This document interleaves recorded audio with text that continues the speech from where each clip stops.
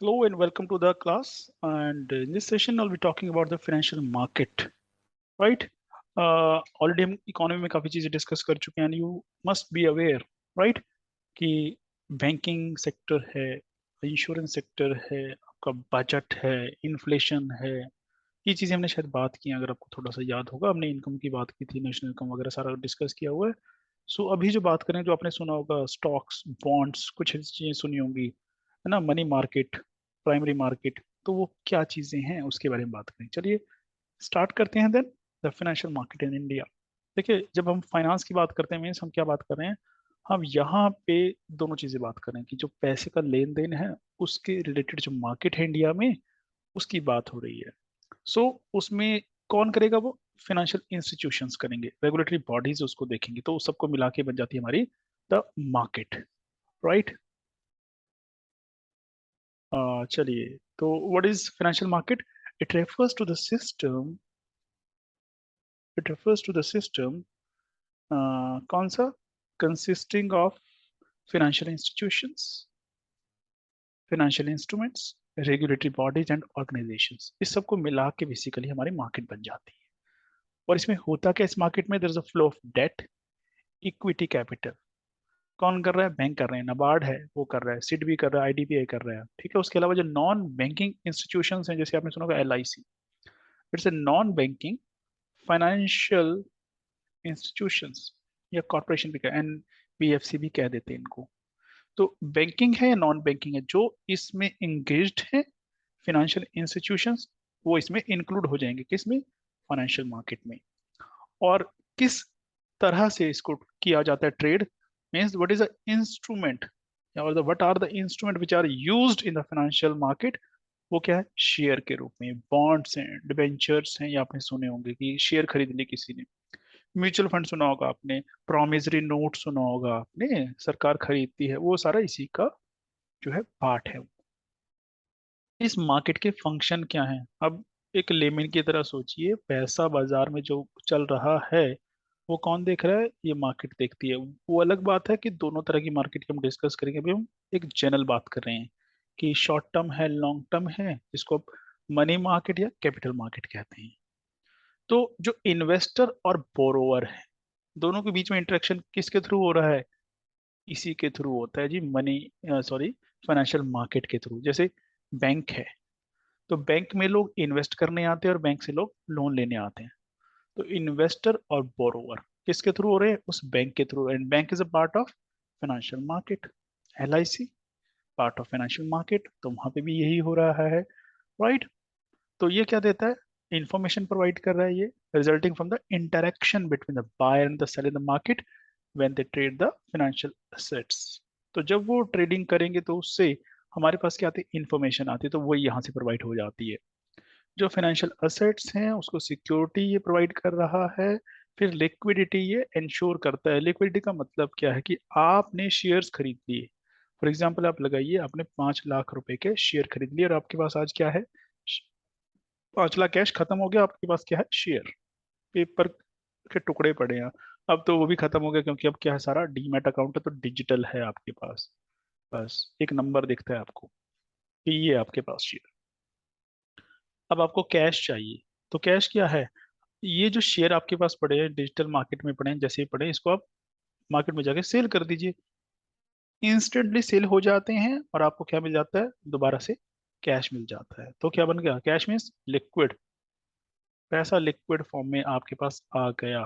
तो ये क्या है? ये लिक्विडिटी इंश्योर करती है, राइट. कैसे? बाय सेलिंग, या बाय अश्योरिंग, और by providing a mechanism to the investor to sell the financial assets. जब उसको जरूरत पड़े, वो अपने फाइनेंशियल एसेट्स सेल कर दे, और क्या हो जाएगा? फिर वो लिक्विड जो एसेट्स हैं उसके पास वो आ जाएंगे. फिर low cost transaction and information यहाँ पे होती है. मीन्स कॉस्ट ज्यादा नहीं है यहाँ पे. ट्रांजैक्शन की कॉस्ट कितनी है? ऑलमोस्ट निग्लिजिबल है. आप पैसे जमा कराने जाएंगे, उसके पैसे लगते हैं? नो. विड्रॉल के पैसे लगते हैं? नो. हाँ, अब लगने लगे हैं. वो सेविंग अकाउंट से अगर आप निकालते हैं कि 5 ट्रांजैक्शन से ज्यादा करेंगे, तो उसका चार्ज लगेगा आपको. But fine. तो इसके सेगमेंट जो है वो दो हैं. एक चलता है शॉर्ट टर्म, एक चलता है लॉन्ग टर्म में, जिसको हम शॉर्ट टर्म लॉन्ग टर्म नहीं बोलते हैं. हम बोलते हैं मनी मार्केट और कैपिटल मार्केट। जो एग्जाम में आते हैं बुक्स में जो टर्म है वो यही होंगी, मनी मार्केट होगी, कैपिटल मार्केट होगी। बट आपको एग्जाम के लिए कैसे समझना है, एक लेमन की तरह समझना है कि मनी मार्केट का मतलब क्या है। जो शॉर्ट टर्म के फंड्स की जहां पे ट्रेडिंग हो, शॉर्ट टर्म का मतलब क्या है, less than 1 year, less than 1 year. What is 1 year? 365 days, यानी कि इससे कम होना चाहिए। 364 डेज तक जहां पे आप ट्रेडिंग करते हैं, जहां पे आप इन्वेस्ट कर सकते हैं। जैसे आपने बैंक में पैसा रखा, एफडी करा दी, कितने की करा दी, 1 साल की करा दी। 1 ईयर का मतलब क्या है, वो यहाँ से खत्म हो गया, वो यहाँ पे आ जाए। कैपिटल मार्केट में आपने कराई है 10 महीने की, आपने कराई है 11 महीने की, वो आएगा, वो है मनी मार्केट का हिस्सा। ये चीज यहाँ पे ध्यान रखने वाली है। कैपिटल मार्केट क्या है, जहां पे लॉन्ग टर्म या मीडियम टर्म फंड्स जो हैं वो उनकी ट्रेडिंग होती है। तो मनी मार्केट और कैपिटल मार्केट में सिर्फ फर्क है टाइम का। मनी मार्केट शॉर्ट टर्म है, 1 साल से कम के लिए है। 1 साल अगर पूरा करते हैं आप या उससे ज्यादा की बात करते हैं तो वो उसकी जो ट्रेडिंग है वो कैपिटल मार्केट में कंसिडर की जाती है जी। और यहाँ दो तरह से जो पैसा आपका फ्लो करते हैं, एक लेंडिंग के थ्रू, राइट, और एक बोरोइंग के थ्रू। और या तो आप पैसा देते हैं या पैसा लेते हैं, यही चल रहा है पूरे इस मार्केट में, फाइनेंशियल मार्केट में, राइट। तो चलिए, the first is the money market, तो ही हमने बात की है, money market and the capital market. तो पहले मनी मार्केट की बात करेंगे। है कि आरबीआई कहता है it is a centre for dealing mainly short character in monetary assets. Short character. It meets a short-term requirement of the borrower and provides liquidity or cash to the lender. अब दो चीजें यहाँ पे, short character है इसका, दूसरा जो short term की रिक्वायरमेंट है उसके लिए क्या देता है हमें, लिक्विडिटी। सो लिक्विडिटी, और बस ये ध्यान रखिए, शॉर्ट टर्म। जैसे एक एग्जांपल ले लेते हैं, बैंक में आप पैसा लेने गए, है ना, आपको पेमेंट निकलवानी है 40 लाख रुपीज, आपके अकाउंट में पड़े हैं। पर बैंक में सुबह से भी डिपॉजिट जो हुआ 10 लाख हुआ है, पिछला उसके पास पड़ा था, वो पड़ा था 15 लाख, टोटल कितना बैंक के पास पड़ा है, 25 लाख। आप सुबह 10 बजे ही पहुंच गए हैं 40 लाख निकलवाने। अब क्या होगा, बैंक के पास शॉर्ट है कितना, 15 लाख। तो क्या करेगा बैंक, पड़ोसी से मांग लेगा कि भाई 15 लाख देना, कब तक के लिए, कल शाम तक के लिए दे दे, या सुबह तक के लिए दे दे, 4 घंटे के लिए दे, मैं तुझे वापस दे दूंगा। तो ये क्या है, ये इसको हमको बोलते हैं मनी मार्केट। पर ये कॉल मार्केट बोलते हैं, कॉल मनी बोलते हैं इसको, कि आपने फोन किया, कॉल की, तो कॉल पे आपके पास पैसा आ गया, कॉल मनी है ये। बट ये क्या है, 1 साल से कम के लिए आपने लिया है, तो ये मनी मार्केट का हिस्सा है ना। तो देख क्या रहे, liquid, what is this, cash, this is liquid. आपको वो बॉन्ड थोड़ी देगा बैंक दूसरा उठा के, आपको यहाँ पे क्या देना था, कैश। तो आपको क्या मिला, कैश। तो लिक्विडिटी है। तो यहाँ पे दूसरा क्या है, it's market is a place where short term surplus investible funds at the disposal of financial and other institutions and individuals are bid by the borrowers, again comprising institution and individuals and also by the government. मतलब short term के भी जो है उन्हीं को dispose यहाँ पे किया जा रहा है। फंक्शन क्या है, ऑब्वियस है, जो डिमांड है और सप्लाई उसके बीच में बैलेंस जो है वो यही मार्केट मेंटेन करती है। जैसे अभी मैंने बात की, एक बैंक को चाहिए और दूसरे को सरप्लस पड़े, तो इसकी डिमांड है, इसके पास सप्लाई है, तो ये इक्विलिब्रियम कैसे मेंटेन हो रहा है, यहाँ से सप्लाई इधर की तरफ चलेगी जहाँ डिमांड है, तो बैलेंस बन गया, राइट। तो ये इसको हम कहते हैं monetary equilibrium, means equilibrium in context of the money. दूसरा, इकोनॉमिक ग्रोथ यहाँ से प्रमोट होती है। ये चीज थोड़ी सी आपको अजीब लग सकती है, रीजन कि इकोनॉमिक ग्रोथ कैसे प्रमोट हो जाएगी यहाँ से। देखिए, जब बिजनेस चल रहा है अगर वो रुक जाएगा तो आपका काम रुक जाएगा, काम रुक जाएगा तो इकोनॉमी रुकेगी ना, इकोनॉमी हैम्पर होगी। अब यहाँ पे आप क्या कर रहे हैं, पैसे की जरूरत पड़ी, दूसरे से उधार मांग लिया शॉर्ट टर्म के लिए, तो ये क्या रहा है, आपका काम चला देता है। आपकी काम चल रहा है तो लेबर काम कर रही है, इंडस्ट्री काम कर रही है, कैपिटल सब कुछ काम में लगा हुआ है, तो आप क्या कर रहे हैं, आपकी कंट्री को ग्रो करने में लगा, आपकी इकोनॉमी को प्रमोट करने में लगे हैं, राइट। उसके अलावा ट्रेड है, इंडस्ट्री है, चाहे एग्रीकल्चर है, उसको हेल्प यहीं से मिलती है। जैसे वो आपने सुना होगा, हुंडी दे देते हैं, बिल ऑफ एक्सचेंज, कि यहाँ से आप पेमेंट जमा करा दीजिए, वहां पे बिल जाके एक्सचेंज करा लीजिएगा, आपको पेमेंट मिल जाएगी, कुछ ऐसा ये तरीका होता है। फिर जो मॉनेटरी पॉलिसी है वो इसी के तहत जो है इम्प्लीमेंट हो पाती है, हमने पढ़ी थी मॉनेटरी पॉलिसी, राइट। उसके अलावा कैपिटल फॉर्मेशन, अब देश के पास जो पैसा है वो कहाँ से, अगर इकोनॉमी अच्छी चलेगी तभी तो कैपिटल फॉर्मेशन होगा, पैसा लोगों के पास जमा होगा, उनकी जो वेल्थ है वो बढ़ेगी, राइट। क्योंकि सेविंग बढ़ेगी, उनकी सेविंग बढ़ेगी तो इन्वेस्टमेंट बढ़ेगी, तो ये क्या, कैपिटल फॉर्मेशन होगा। फीचर्स क्या हैं, खास बात ये है इसकी कि यहाँ से जो पैसा है उससे इन्फ्लेशन नहीं बढ़ता है, हमने बात की थी इन्फ्लेशन में। इन्फ्लेशन कब बढ़ जाता है, जब आपके पास क्या हो कि पैसा एक्सेस में आ जाए, तो आपकी क्या बढ़ जाएगी, डिमांड बढ़ जाएगी, सप्लाई एकदम नहीं बढ़ती है। जब आपकी डिमांड बढ़ गई, सप्लाई नहीं बढ़ी है या उतनी ही है या कम हो गई है, तो क्या होगा, इन्फ्लेशन आता है, चीजों के रेट बढ़ने शुरू हो जाते हैं, राइट। तो ये चीज हमने देखनी है यहाँ पे। अब यहाँ जो पैसा है वो ऐसा नहीं है कि इंडिविजुअल के हाथ में आ रहा है, ये मार्केट में आ रहा है, तो इससे क्या हो रहा है, उस चीज पे इफेक्ट नहीं पड़ता कि आप कहें कि डिमांड जो है आपकी वो बढ़ जाएगी। तो जहां पे जो पैसा आ रहा है, जो सोर्स है फाइनेंस का, वो नॉन इन्फ्लेशनरी है, so this is very important, right. जैसे ट्रेजरी बिल होते हैं, राइट, वो इशू किए जाते हैं। उसके अलावा इसमें जो ऑर्गेनाइजेशन हैं, इंस्टीट्यूशंस हैं जो इससे रिलेटेड है या डील करते हैं, जैसे डेट इंस्ट्रूमेंट है उनके साथ डील करते हैं, डिबेंचर जिनको बोलते हैं, डिबेंचर डेट इंस्ट्रूमेंट है बेसिकली।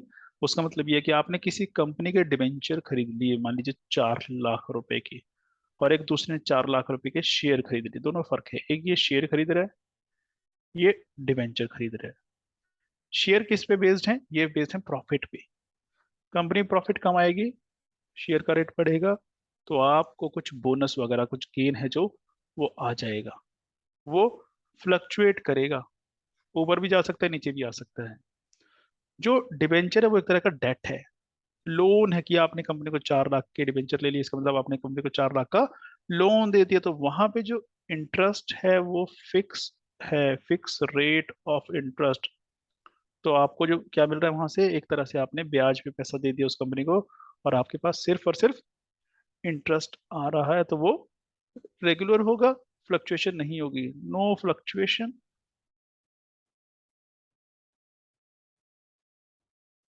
और रेगुलर, ये भी रेगुलर है वो भी रेगुलर है, वहां पे पैसा कम बढ़ सकता है, यहाँ पे नहीं कम बढ़ेगा, पर ये वहां पे ज्यादा बढ़ सकता है, तो गेन होगा। यहाँ पे ऐसा गेन जो है, विंडफॉल गेन, वो नहीं होने वाला कि अचानक से बहुत ज्यादा पैसे कमा लिए, जैसे शेयर मार्केट में हम सुनते हैं, राइट। दूसरी जो आती है वो आती है कैपिटल मार्केट। जो कैपिटल मार्केट, जैसे हमने पहले डिस्कस किया, जो मीडियम है या लॉन्ग टर्म फंड्स हैं उनके लिए होती है जी, शॉर्ट टर्म के लिए नहीं होती है। मीडियम और लॉन्ग का मतलब क्या है, 365 डेज यहाँ से स्टार्ट हो गया और मोर, मतलब जब आप पैसा 365 से ज्यादा दिन के लिए इन्वेस्ट करते हैं, तो इसका मतलब वो क्या है, वो आपकी कैपिटल मार्केट का हिस्सा बन जाता है। तो इस मार्केट में क्या आएगा, यहाँ पे वही जो मनी मार्केट में था, मींस फाइनेंशियल इंस्टीट्यूशंस हैं, ऑर्गेनाइजेशंस हैं, जो इंस्ट्रूमेंट्स हैं, वो सारे इसमें आ जाते हैं, जो लेंडिंग और बोरोइंग से डील करते हैं, और उनकी मेच्योरिटी 1 साल से ऊपर की होती है। कैपिटल मार्केट में जो इंस्ट्रूमेंट्स हैं उसके बेसिस पे आप यहाँ पे इनको, क्योंकि जो ट्रेडिंग होती है उस बेसिस पे आप इनको दो तरह से डिवाइड कर सकते हैं इस मार्केट को, कि कैपिटल मार्केट की एक मार्केट होती है उसको बोलते हैं प्राइमरी मार्केट, और इसी में एक दूसरी मार्केट है वो सेकेंडरी। प्राइमरी जहां पे डायरेक्ट जो है कंपनी कर रही है, जैसे किसी ने इशू किए, है ना, कोई आईपीओ इशू किया, मान लीजिए शेयर इशू की, आईपीओ बोलते हैं इनिशियल पब्लिक ऑफरिंग, मैं लिख देता हूं अगर नहीं पता तो, IPO means initial public offerings, IPO, ये बेसिकली है क्या, अरे शेयर होते हैं बस, ये तो जब पहली बार कंपनी शेयर निकाल रही है उसको कहते हैं। तो यहाँ पे एक फर्म है, एक कंपनी है, वो एक आईपीओ इशू कर रही है, आपने खरीद लिए, तो जहां पे फर्म से कंपनी से खरीदे जा रहे हैं तो वो क्या है, वो प्राइमरी मार्केट है, ठीक है। तो sale of security to to investor directly by the issuer, ये चीज याद रख लिए कि कौन इशू कर रहा है उस शेयर को, अगर वही उसी से इन्वेस्टर खरीद रहा है तो ये क्या है, ये प्राइमरी मार्केट है। और उसकी उस पर्टिकुलर इंस्ट्रूमेंट की पहले को ट्रेडिंग नहीं हुई होती। An investor buy securities that were never traded before, ये याद रख लीजिए, है ना। और दूसरा हम डिस्कस करेंगे और ज्यादा क्लैरिटी आ जाएगी।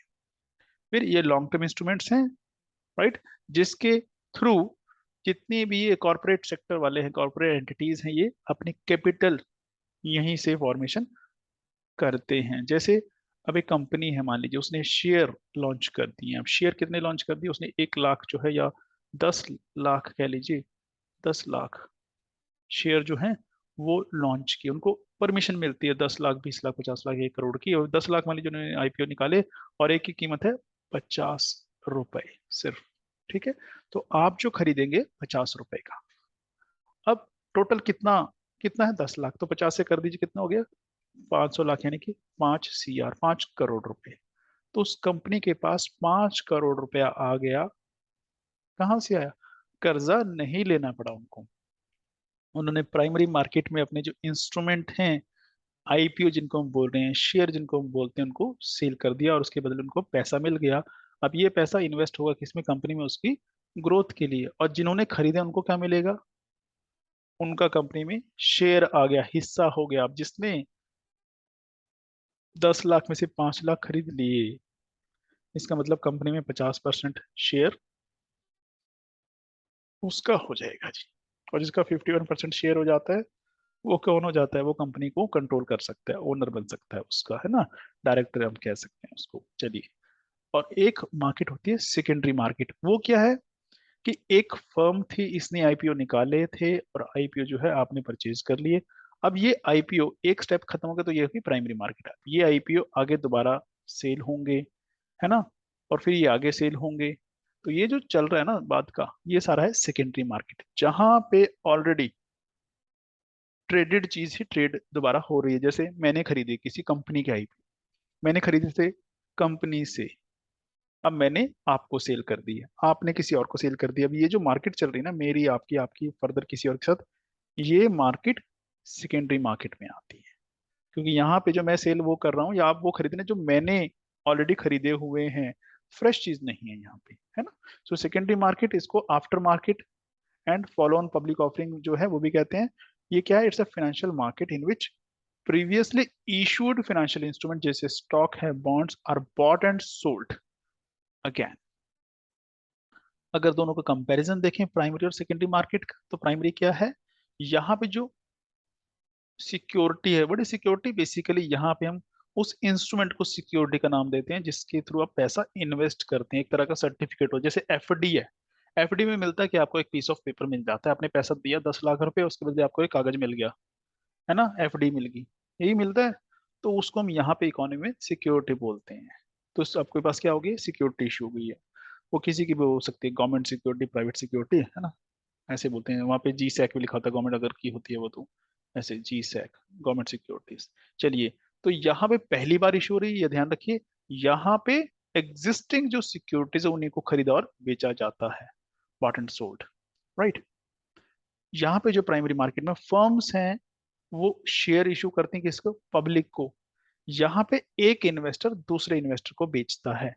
यानी कि यहाँ पे जो कंपनी है या फर्म है, उससे डायरेक्ट आपका कांटेक्ट नहीं है। आप किसी दूसरे इन्वेस्टर से खरीद रहे हैं, या आप किसी दूसरे इन्वेस्टर को कोई खरीदी हुई चीज जो आपने खरीदी थी वो बेच रहे हैं। फिर प्राइमरी मार्केट में जो प्राइस है वो फर्म ने फिक्स किया था, कि फर्म चाहती थी कि हम एक शेयर जो है 50 रुपए का सेल करेंगे। यहाँ पे ऐसा नहीं है, यहाँ पे क्या है, डिमांड सप्लाई पे। अब आपके पास शेयर पड़े जो आपने 50 रुपए पे खरीदे थे, अब मान लीजिए आप बेचना चाहते हैं पर कोई डिमांड ही नहीं है, कोई चाहते ही नहीं उनको लेना, तो आपको हो सकता है वो 40 रुपए पे बेचना पड़े। या फिर मार्केट इतनी जंप कर जाए, उसकी डिमांड इतनी बढ़ जाए कि आपने 50 रुपए का खरीदा था, वो 500 रुपए में लोग आपसे मांगे। तो यहाँ पे जो रेट है आप फिक्स नहीं कर रहे हैं, कंपनी फिक्स नहीं कर रही है, यहाँ पे मार्केट फोर्सेस फिक्स कर रही हैं, राइट। फिर जो प्राइमरी मार्केट है, यहाँ पे जो फर्म है वो लॉन्ग टर्म इन्वेस्टमेंट के लिए पैसा रेज कर लेती हैं। यहाँ पे companies benefit from the secondary market, यहाँ पे कौन सी जो ट्रेड कर रही है उन कंपनी को बेनिफिट यहाँ होता है। फिर ये सिमिलैरिटी है, there is no specific geographical location, ऐसा नहीं कि प्राइमरी मार्केट किसी पर्टिकुलर लोकेशन में होगी, वही केस है सेकेंडरी मार्केट का भी। नेक्स्ट क्या है कि जो सेबी है, it is the regulator for its market, yes for this market means primary market पर ऐसा नहीं है, सेकेंडरी मार्केट के लिए भी यही है, तो ये दोनों कॉमन हो जाती हैं कि ज्योग्राफिकल लोकेशन दोनों के लिए कोई मायने नहीं रखती। दूसरा जो सेबी है, security and exchange board of India, ये जो शेयर मार्केट को कंट्रोल करता है, तो ये क्या है, ये रेगुलेटर है दोनों मार्केट का, चाहे वो प्राइमरी हो या सेकेंडरी, यानी कि आप यूं कह लीजिए जो फाइनेंशियल मार्केट है उसका रेगुलेटर है ये। ठीक है जी।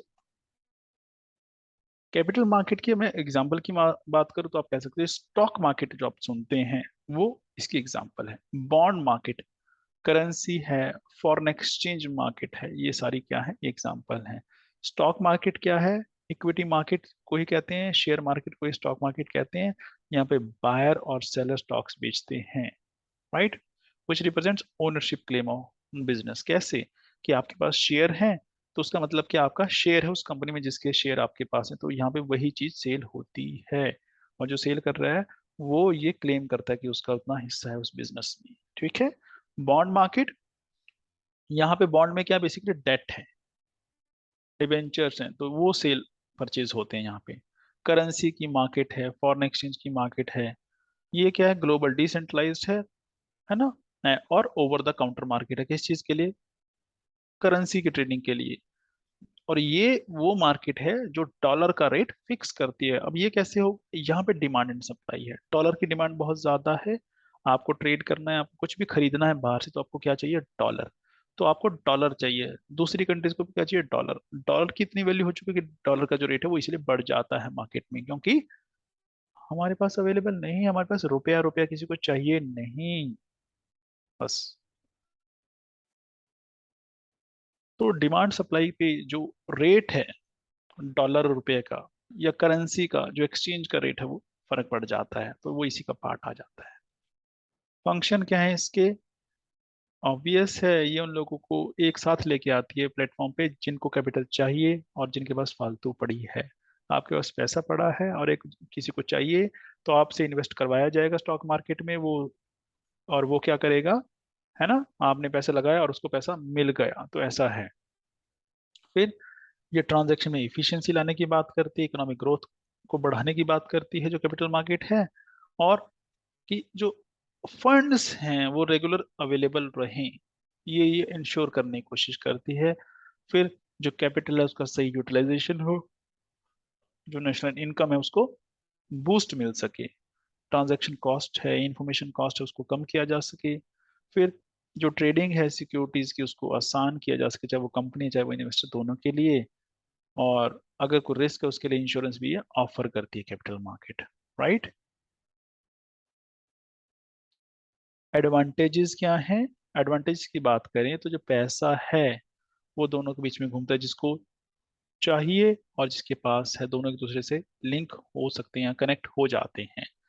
इफिशिएंसी बढ़ जाती है यहाँ पे ट्रांजेक्शन में, राइट।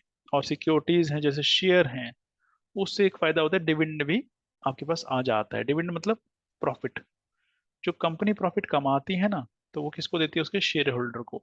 जब वो देती है तो उसको क्या बोलते हैं कि डिविडेंड दिया है कंपनी ने, प्रॉफिट नहीं बोला जाता है ना। बोनस डिविडेंड ऐसे नाम है। फिर जो ग्रोथ है यहाँ पे, आपने पैसे इन्वेस्ट किया उसकी ग्रोथ ज्यादा है।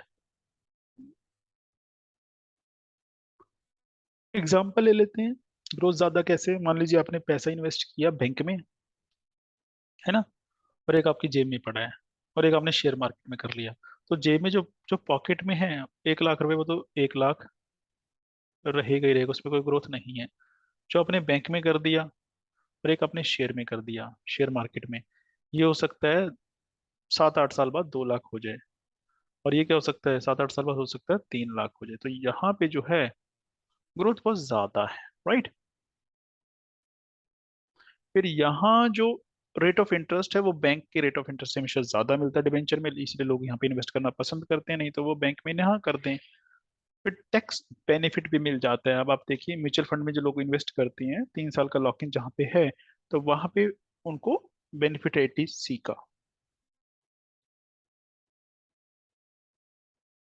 फिर यहाँ पे हमारे पास स्कोप है वाइड रेंज का, कि आप आपके पास इंस्ट्रूमेंट बहुत सारे हैं, किस में इन्वेस्ट करना पसंद करेंगे?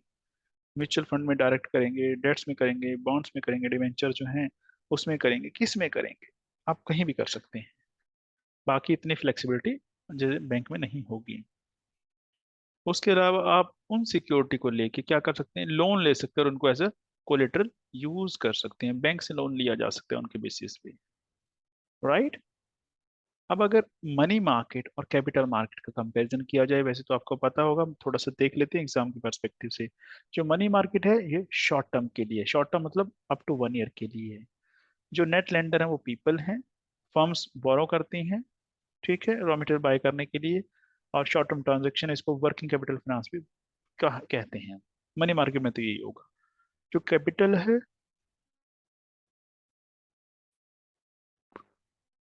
दो ग्रुप में है जी। पहला 1 से 5 साल तक का जो मीडियम है, और 5 साल से ऊपर हो तो वो लॉन्ग टर्म में आ जाता है, तो लॉन्ग टर्म इन्वेस्टमेंट है। ये क्या करता है जो मनी मार्केट है, यहाँ पे आपके पास जो वर्किंग कैपिटल है वो आ जाती है। यहाँ पे क्या है, ये कैपिटल फॉर्मेशन को बढ़ाता है, राइट। जो मनी मार्केट है इसमें सिर्फ बॉन्ड्स आते हैं, कमर्शियल पेपर हो गए, कमर्शियल बिल, ट्रेजरी बिल, ये आ जाते हैं। इसमें दोनों चीजें, बॉन्ड के साथ इक्विटी भी है, डिबेंचर, शेयर, सारे जो हैं वो कैपिटल मार्केट में डील होते हैं। फिर जो मनी मार्केट है हाई वॉल्यूम ट्रांजेक्शन के साथ डील करती है, ये सभी तरह की ट्रांजेक्शन छोटी हैं बड़ी हैं दोनों इसमें कवर हो जाती हैं। मनी मार्केट में ज्यादा मेनली क्या होता है, सिर्फ बैंक ज्यादा होते हैं, यहाँ पे सभी फाइनेंशियल इंस्टीट्यूशंस होते हैं, राइट।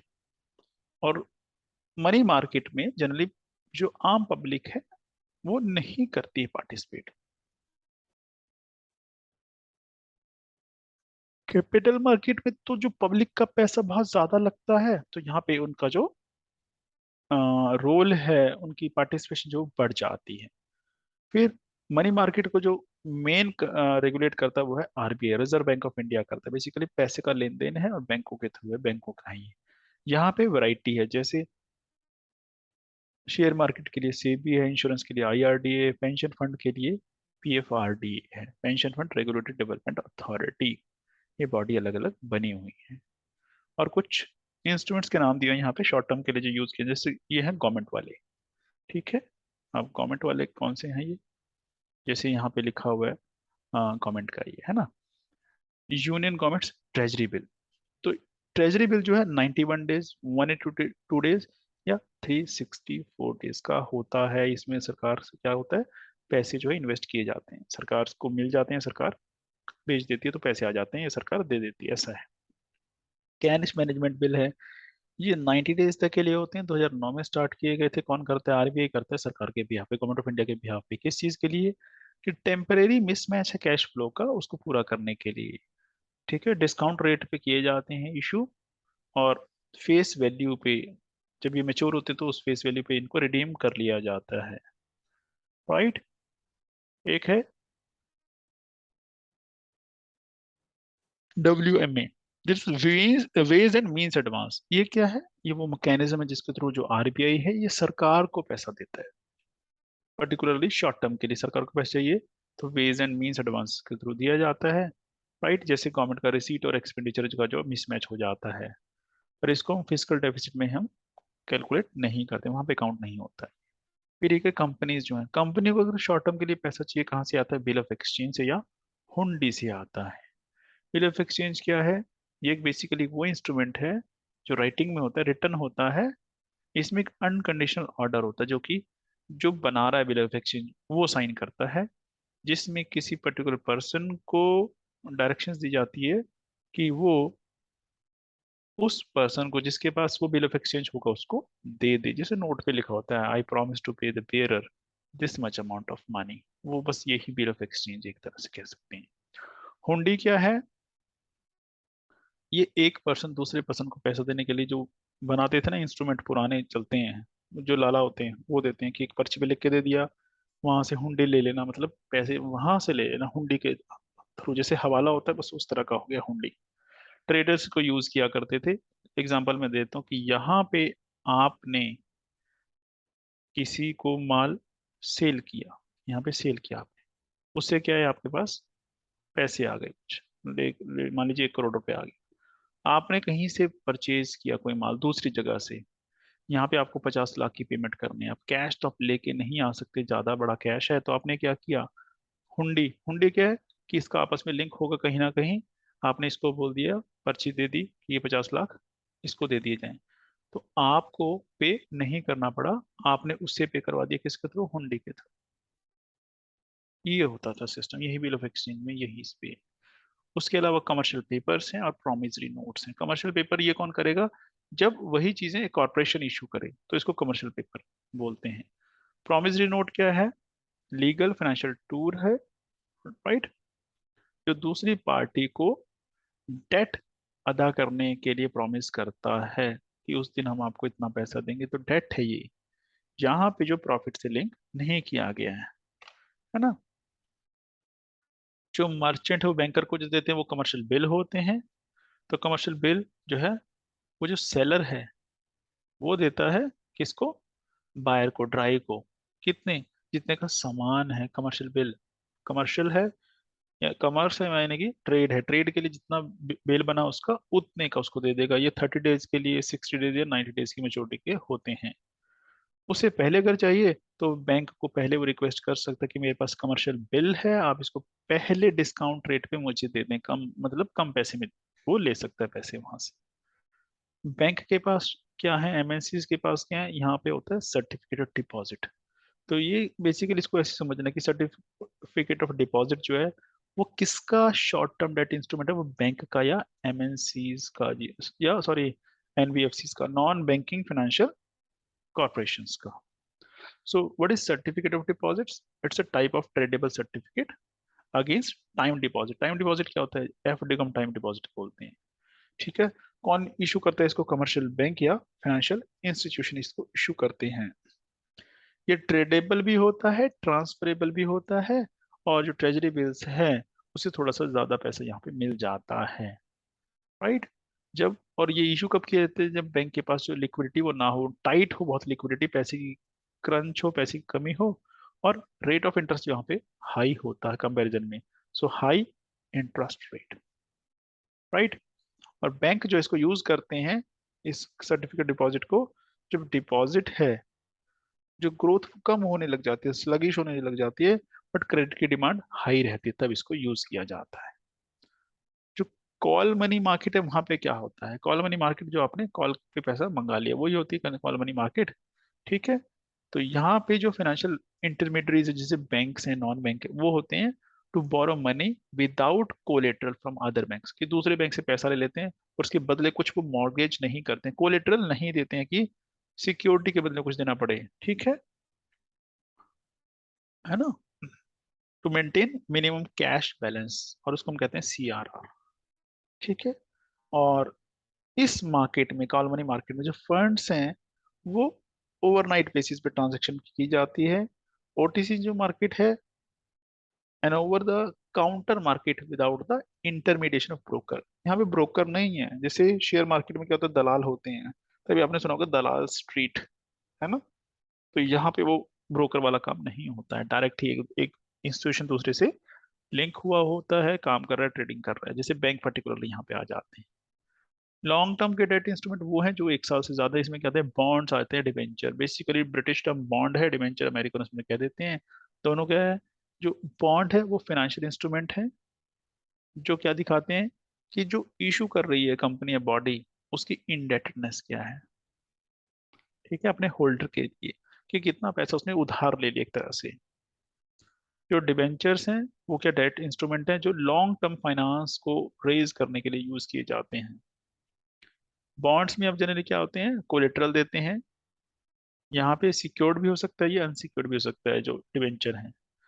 बॉन्ड्स में इंटरेस्ट ऑफ रेट लो होता है, डिबेंचर में ज्यादा होता है। यहाँ पे जो इशूअर है वो, यानी कि इशू कौन करता है, गवर्नमेंट, फाइनेंशियल इंस्टीट्यूशंस या कॉर्पोरेशंस। जो डिबेंचर है वो कंपनी इशू करती हैं। सिमिलरिटीज क्या है दोनों में, दोनों डेट का सोर्स है, डेट फाइनेंसिंग का, और दोनों में पीरियोडिकल पेमेंट्स होती हैं। राइट, ये आप कह सकते हैं यहाँ पे। तो दिस वाज समथिंग जो हमने आज सेशन में डिस्कस करना था, फाइनेंशियल मार्केट। अगर आपको कोई डाउट हो तो drop your doubt or your question in the comment box. I'll take care of it, right? If you like the video, then press the like button and share with your friends so that they can get the benefit out of it. Right, चलिए मिलते हैं next video, तब तक enjoy कीजिए। Thank you so much, bye bye, take care.